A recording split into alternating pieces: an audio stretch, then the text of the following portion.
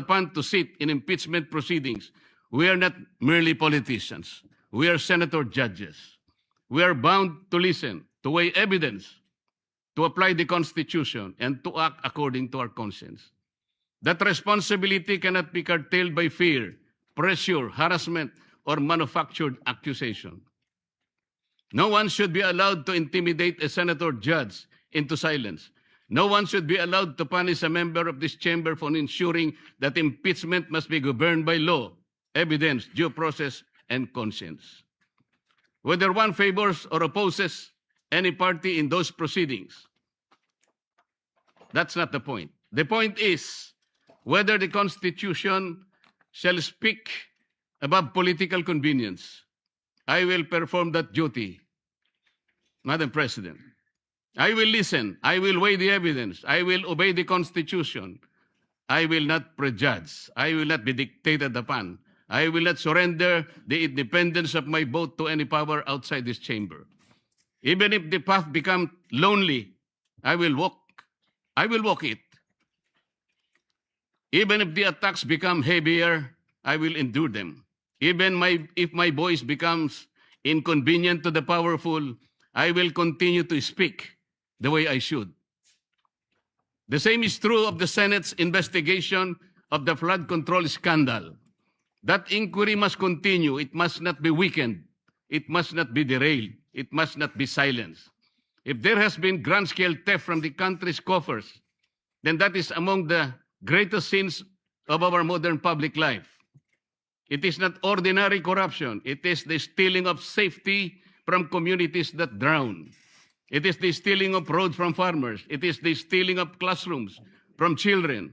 It is stealing of medicine from the sick, wages from workers, and hope from taxpayers who labor honestly while others feast on public money. No senator should be silenced when the duty is to follow the trail of the public's money. No committee should be weakened when the task is to expose corruption.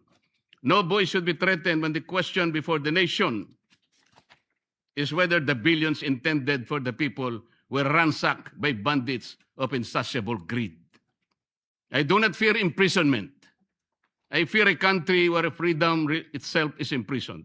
I fear a republic where legal processes are twisted into weapons, where dissenting voices in the Senate are mechanically trimmed down, and where the rich and the powerful elite manipulate institutions so that only their chosen voices may be heard. While others may refuse to speak because of threats, I will not. Madam President, I will not let fear write my narrative. I will not let intimidation decide my vote. Make me bleed, and I will still shout out to the high heavens for truth and justice. Push me against the wall, and I will still push back with all the lawful strength that conscience, evidence, faith, and duty can give me. Not with violence, not with hatred, not with recklessness, but within the Constitution, in my hand, the law in my shield, the truth as my voice, and the Filipino people as my reason. Nelson Mandela once spoke of a democratic and free society as an ideal for which he was prepared, if necessary, to die. I do not compare myself to Mandela. I am too little to even try, Madam President. But I understand the burden of that lesson. Freedom is never preserved by the silent. It is preserved by those who still speak when silence becomes the safer choice. And so I say this to those who believe that cases can frighten us, that accusation can tame us, that pressure can make us forget the oath we took before the people. You have misread the Senate. You have misread the Constitution. You have misread me. May I repeat? I will answer this complaint in the proper forum, calmly, firmly, and with evidence. I will sit in impeachment proceedings with conscience, impartiality, and due regard for the record. I will pursue the examination of flood control anomalies with courage, fairness, and determination.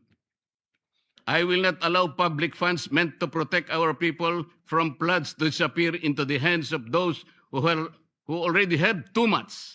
I will not allow the greatest theft of our time to be buried under intimidation. Even if I am the only one left standing, I will stand. Even if my voice is the last one they wish to hear, I will still speak. Even if the path becomes lonely, difficult, and costly, I will continue because the oath I took was not ceremonial. It was not a line recited for record. It was a solemn charge from the Filipino people to defend the Constitution, to guard the public trust, and to act with courage when silence becomes convenient. Let those who weaponize the law answer to history. Let those who steal from the people answer to justice. Let those who seek to silence dissent understand this. A senator who remembers his oath cannot be purchased by comfort, cannot be subdued by threats, and cannot be defeated by fear. Madam President, kaya po ba nila kong ipakulong? Kayang-kaya po nila. Nagawa nga po nilang umimbento ng krimen laban sa akin. Kamakailan lamang po, hindi pa nagtatagal, dito rin sa bulwagang ito, somebody said, sometimes you need to bend the law to be able to please the people. Am I right, Mr. Secretary Remulla? Secretary Remulla, then Secretary of Justice, now Ombudsman, said loudly, yes, sir. So pwede na nang baluktutin lahat, kagaya ng pambabaluktot na ginawa nila. Pero sinasabi ko, Madam President, they can imprison me, they can arrest me, but I tell them, they still will not win. Itaga nila yon sa bato. Madam President, before ending, let me share the declarations of our Lord God. In Isaiah 54:17. No weapon forged against you will prevail. You will refute every tongue that accuses you. This is the heritage of the servant of the Lord.